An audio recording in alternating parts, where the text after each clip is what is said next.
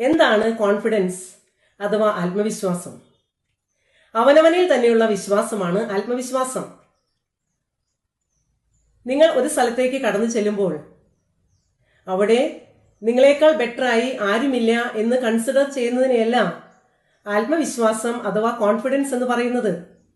മറിച്ച് നിങ്ങൾ ഒരു യുണീക്കായ വ്യക്തിയാണെന്നും ആരുമായും നിങ്ങളെ കമ്പയർ ചെയ്യാൻ പറ്റില്ല എന്ന് മനസ്സിലാക്കുന്നിടത്താണ് നിങ്ങളുടെ ആത്മവിശ്വാസം.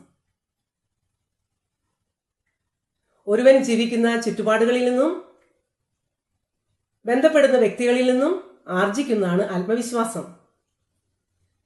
ആത്മവിശ്വാസമുള്ള വ്യക്തികൾക്ക് ജീവിതത്തിൽ വിജയിക്കുവാൻ കഴിയും.